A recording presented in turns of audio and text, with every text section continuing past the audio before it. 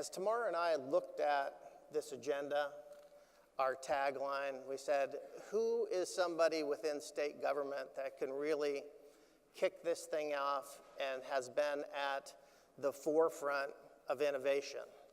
And it's fun to get to introduce your boss to an audience like this. But my boss, Michael Wilkening, I've been working with him a little over 2.5 years. And he is always about disruptive technology, positive disruption. Status quo, we'll hold on to it if it works, but if it isn't working, we got to change it. And we got to work together to be able to change it. And I can tell you, he's about avoiding dysfunction. I made the mistake of coming into his office a couple times talking about dysfunction. He goes, yeah, that's why I hired you. Get busy. Okay? Mike has been an Undersecretary in Health and Human Services for a little over 8 years. That's a long tenure as an Undersecretary. He's been the head of our open data initiatives.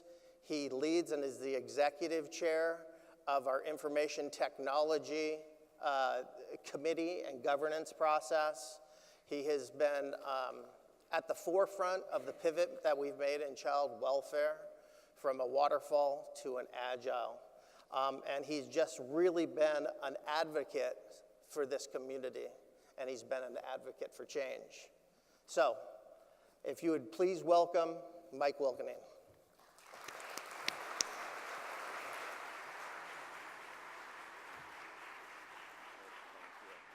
Thanks, John. Well, good morning. See, you guys are waking up. That was much better when John asked. So with an introduction like that, you'd think, I've always been an advocate of IT. And I'll tell you that's not the case. I'll tell you, in fact, for the 20 plus years that I've been in state government, I've actually been incredibly frustrated by IT. And I've done just about everything I could to get away from it. So it's rather shocking to people who know me and who've known me for a while when I tell them, oh yeah, I'm going to go in the morning and I'm going to kick off this project delivery summit. They go, really? Did they not have a speaker? How did they end up with you? And, I will say, as John said, 2.5 years ago, we hired John Belay and Amy Tong to really remake the Office of Systems Integration in HHS. And we said we wanted that to be the preeminent project management entity in state government. We wanted to expand its role. It had traditionally been a social services focused group, and instead we wanted to expand it to all of the major projects in HHS. I really, at the time we had 2 undersecretaries when I started, and I made sure the other undersecretary had IT. I did not want to be dealing with IT.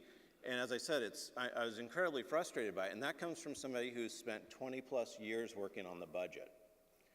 Now, any of you who've dealt in the budget process know that thing's just incredibly complex and arcane and can just frustrate you. The IT process has been even worse for me. So how did I end up here? Well, one, the other undersecretary left and I got everything. And so when I did, one of the first things that they brought me was the 5-year IT plan. And they said, hey, here's the 5-year IT plan. You just need to attest that these are all the agency priorities, and it goes off to the Department of Technology. I said, okay, well, let me take a look at it. And I started looking through it, and I went, I don't recognize some of these projects. And then and some of them, wow, I would never actually support. And so how did we come up with this? And so, well, the departments put it together, we roll it up, and it moves forward. And I said, so when do I actually get to weigh in on this? Oh, after they develop the FSRs, then those will come to agency, and then you can decide on a policy basis whether or not we're going to move that forward, and then off to finance for funding. So after everybody's invested in this, we've paid lots of money for contractors, staff has put in hundreds of hours, they've decided that this is what they really want, then I get to kill their dreams. Great. Sounds like a wonderful process to me. So we're not doing that anymore.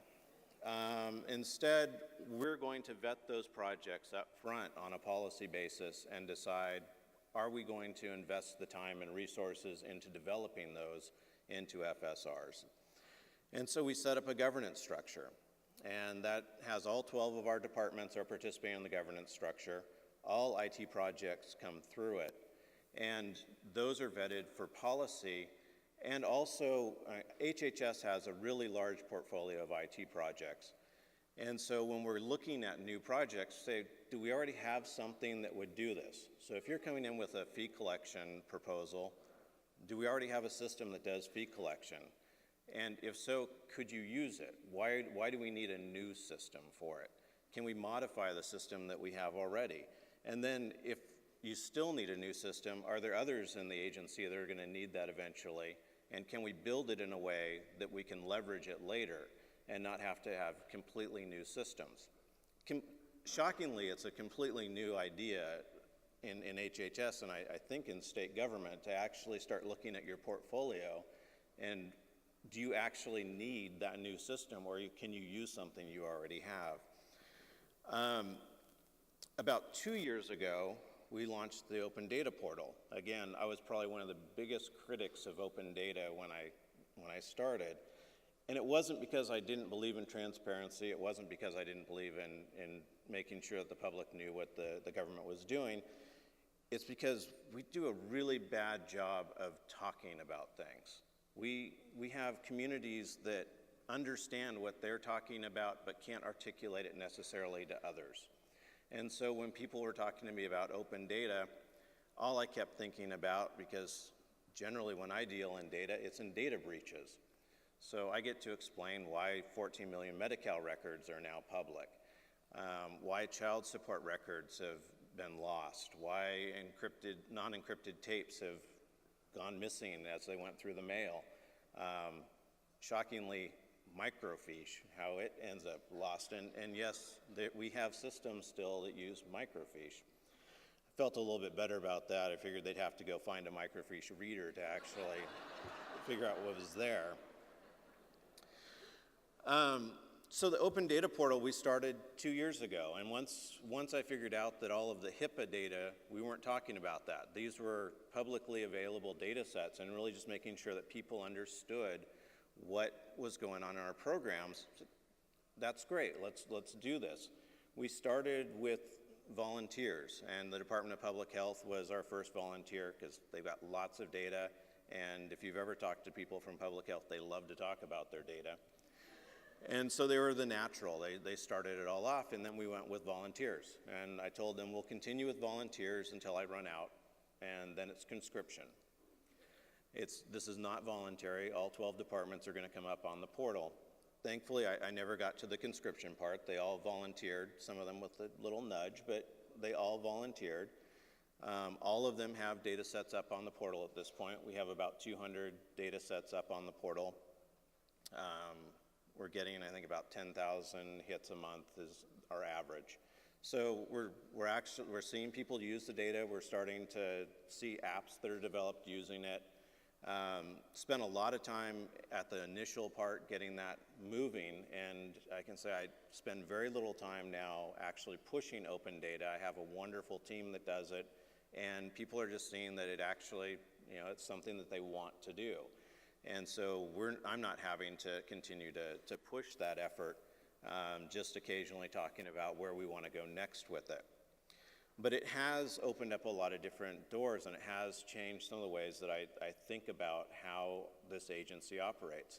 And as John said, I've been in this agency for 8 years as Undersecretary. It seems much longer on some days. I did have much more hair at one point.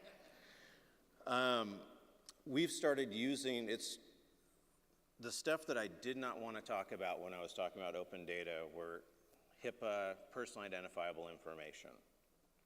And as I got more comfortable with using open data and the benefits of it, and talking to academics and other people that have been using data, I've pivoted, and I've started looking more and more at that personally identifiable HIPAA-level data, not for distribution externally, but for how we look at our programs internally, how we look at the effectiveness of them, how we figure out how they can be improved. There's a question that should seem fairly basic to pretty much anybody that I was asked early on when I first started at HHS, and we're in the middle of some really bad cuts. And the secretary at the time looked at me and she said, how many families are we hitting multiple times? We're cutting IHSS, we're cutting CalWORKS, we're cutting Medi-Cal. How many families are getting hit by multiple? No idea, don't know. Said on average, I can tell you what an average family looks like in our programs and what they likely are eligible for, but I can't actually find for you that information. Just can't do it with our systems. Sadly, 8 years later, I still can't. And so that's, as I started getting into data, that's where I've pivoted, is to the internal and starting to think about how we can answer those types of questions. Because as a decision maker, we should have that information. We should know what we're doing to families and beneficiaries. We shouldn't be extrapolating based on averages. So we've started developing use cases in HHS to really prove out the concept of using data, using different approaches to answer questions. We've started looking at women, infant, and children, the WIC program, and CalFresh. And what do the enrollments look like in different counties? And are there ones where we have high enrollments in one program and low in another? And if so, why? Are there ones where they're high in both? What are they doing that's driving enrollment? Do we have ones where it's low in both? What's happening there? So those are the types of questions that we're now starting to pivot towards, where we're using internal data, the HIPAA level Medi-Cal data, to start answering those types of questions. And really, what we're driving towards is cultural change. What I really want is an environment where analysts, supervisors feel not only free, but encouraged to ask questions about their programs, to ask what's going on, to do simple things like a scatter plot of their program and say, the outliers up here, why are they there, and is that good? And if it's good, how do I move the rest of the caseload that direction? If it's bad, how do I bring them back in? Simple, basic things that we need to do, but we really need to change the culture and give people permission to do it and incentivize them to do it and give them the tools and the training necessary so that they aren't just inputting data and they aren't just answering calls, but they're really actually analyzing and being curious about benefits and people. So in that vein of cultural change, about a year ago, the child welfare system was getting ready the RFP for the child welfare system was getting ready to go on the street. And I think most of you in here probably have heard of the change that we did in a very, very short period of time to an agile procurement rather than the waterfall approach. Honestly, only really possible because of the relationships, I think, that had been built up. So Maribel Badger, who's the Secretary of GovOps, and me and a few other people had Will Lightbourne, who's the Director of Social Services. We all had relationships with Code for America, which is the entity that came to us and said, hey, you've got a problem with this procurement. You really ought to think about a different approach. Now, remember at the beginning of this, I said IT, and it's not IT generally, it's like IT projects that really frustrate me. I had actually asked John and Amy Tong to start thinking about what went right with CalHERS. Why could we bring CalHERS up in 15 months, have a functional system, not perfect, but a functional system in 15 months when it takes us 5, 6, 7, 10 years to get other projects up and running? And so in that environment, we were approached and people said, there's a different way. And we said, yeah, let's try it. Let's try it. Let's see if there's something else that we can do that's going to focus on users, that's going to break this into modules, that's going to allow us to move forward and to really have a system that's functional faster. So as we did that, I had a lot of people ask me, well, isn't that risky? Isn't it risky to change? You've never done an agile procurement. So why are you willing to try that different approach? That's really risky. It's really risky with a system that's really vital to making sure that it deals in child welfare, foster kids, literally life and death situations. And you're going to change the approach here. And so as I've gone through this and over the last year, I've really reflected a lot on this. And I think that honestly, we do a really bad job of assessing risk in the state. In fact, we do a really poor job of defining it. We do a really bad job of defining success, and we've got kind of a skewed sense of failure. Now, all of these for good reasons. Failure in a public sector where you end up on the front page of the LA Times or you end up in front of the legislature answering questions about why the project didn't go well, it incentivizes you to be risk averse. That's especially true if you're doing a $500 million procurement. If you break that procurement into smaller pieces, it's less likely to end up the front page of the LA Times. It's less likely that you end up in front of the legislature, or if you do, that you can explain it, because they may actually be willing to listen at that point rather than it's a $500 million failure. And you may actually be able to learn from it. So what is success?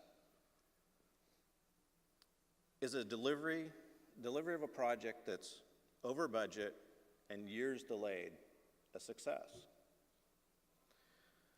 Is it one that delivers me outdated technology and is no longer what the program needs by the time it's delivered? Is that success? In state government to this point, it is. You get those projects and you say, well, it worked. It's providing checks or it's providing benefits. It's not doing it in a way that you want it to.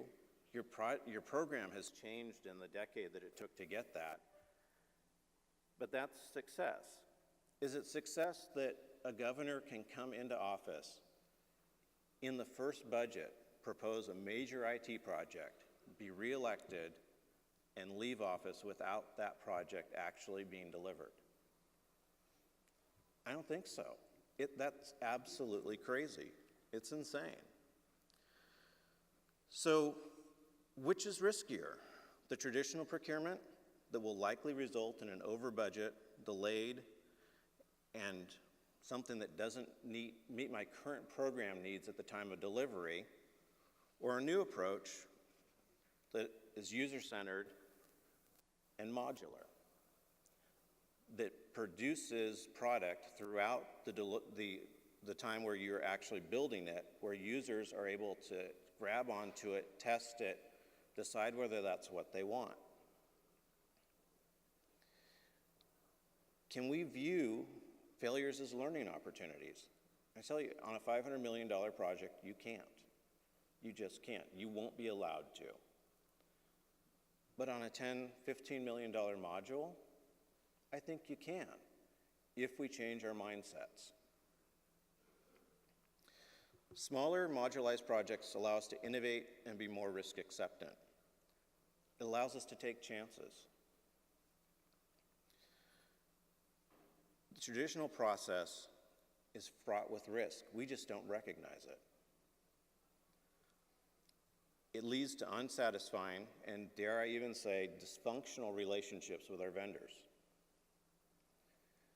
We set up an environment where we try to write the requirements so tightly that nobody can get around them. We do it very poorly because there's always loopholes, and we write it so tightly in a year, and if it's going to be a 7-year project, it's no longer relevant by the time it's delivered.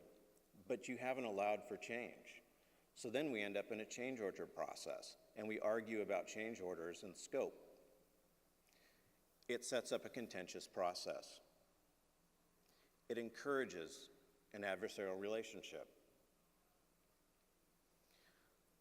We can and do we can and must do much, we can and must do better. We need a better relationship with our vendors. They need to be partners. We can and must do better for our clients and broadly for the citizens of California. But I'll tell you, there's another group that we can and must do better for, and that's all of you. For the IT community, for the vendors, for the state employees and the county employees, we need to be better. We need a better way of delivering a project. We need a better way of relating to each other. We need to have partnerships. I've seen the excitement and the change. We're still in the very early stages of Agile, and so I'm not going to tell you this is the be-all, end-all. But I've seen people, 20, 30-year employees of the state, excited because they finally are given the freedom to own their projects and make decisions. That they're able to engage and they are encouraged, even required, to interact with the end users to figure out what it is that they need and want. We can and must do better. Thank you.